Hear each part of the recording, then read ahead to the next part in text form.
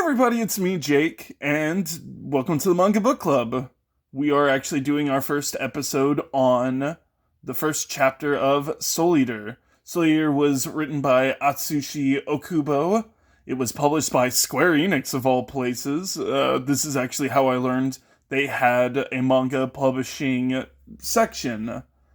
And it ran between 2004 and 2013. Thank you, Wikipedia. We owe you everything. Now, I'm sure you've noticed the P in front of Chapter 1, and the reason is that this isn't actually considered the first chapter. This is considered the first of the prologue arc, which will be the first 3 videos I go over, as this was written and released as an introductory to the main cast.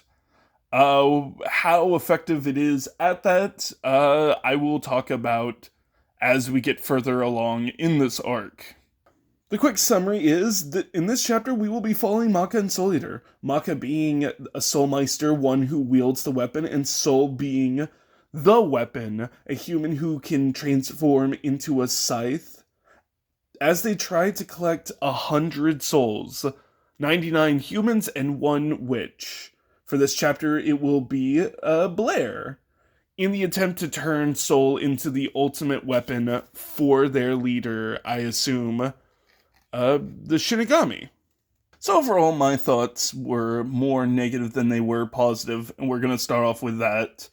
I didn't really connect a lot with what's going on in this chapter, and it is a mixture of a multitude of things that could be more subjective and taste-wise. The humor bounced off me, which could either just be my personal taste, or that I'm just simply not the demographic. This is a early 2000s manga, and I am a 27-year-old man in 2025. A lot of the story felt meandering, and like it wasn't really going anywhere. The characters felt directionless, and other than some really good panels, the art style itself wasn't that impressive. Getting on to one of the more specific things that kind of frustrated me was just how ill explained the concept of turning into a weapon was. I think personally just the extremely vague explanation I did not really like. Just, some souls can do that. Just during the whole time I was reading, I was just like, why can they transform? Why is he a scythe? What is going on? And I just didn't like that. I will hold an addendum to that every Soul Eater fan and everyone else who I've talked to, this just doesn't bother them. It's kind of a world building that is kind of redundant and is just kind of whatever. And I've come to the conclusion that this is a me problem. It is not like a Soul Eater problem, it's just Jake being a pedantic asshole who wants pointless magic explained to him, you know? Some magical things don't really need deep explanation. You don't really need explaining why a broomstick flies. It's just kind of a thing. And I'll even admit there might be some Japanese mythology that someone can look at and be like, oh, yeah, I see what they're doing there. That could just not be reaching me. So, I just wanted to kind of talk about that, even if it's the end result is me just agreeing I'm being a pedantic asshole. This is still a show about my feelings and thoughts on a manga, and this is what I'm thinking and feeling. One aspect that is in a similar vein that I feel is less pedantic is not the what, but the why. Why are we hunting these beings? Why are we collecting souls to try to create an ultimate weapon for the Shinigami? What is the bigger picture? I think that is an important thing to establish here and now in the first couple of chapters, in the first arc. And I think that the why is very important. It tells us what's going on in this world, and more importantly, what is going on in the mental world that is our characters, and it's just not given to us. It's just a given that this is an important goal to them, both collecting the souls, fighting these beings, and making an ultimate weapon for the Shinigami. Now, if I had to pick one thing that disappointed me the most with Soul Eater, it had to be its fight scenes. Comics and manga have a unique strength in finding a way to create the sensation and the vibes of motion through static images. And a big part of that is the relationship with the panels to each other.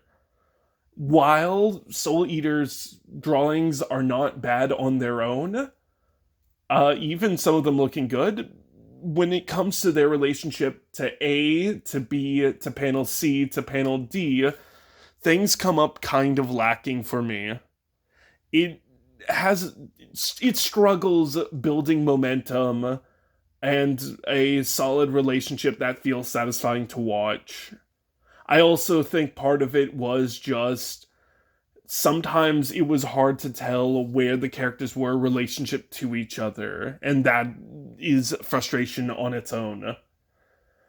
During the whole thing, I was just thinking, man, I probably would like this choreography a lot more if I was just watching the anime, and that's something I don't feel like I say a lot when I'm reading a good battle manga.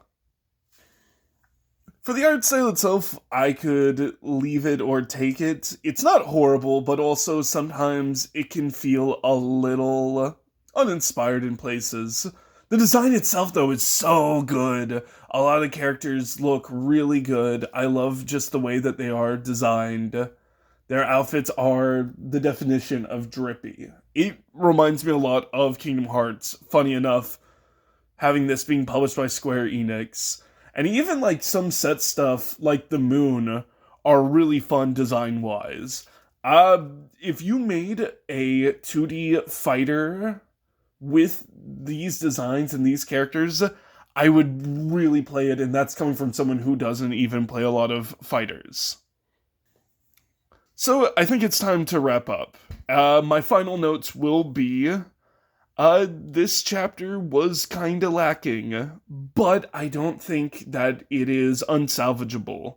I think that there is probably ways to help kind of build what I feel was lacking, whether it be come to world building to help solve the motivation problem, whether it be just a general direction that will be kinda given as the story takes shape.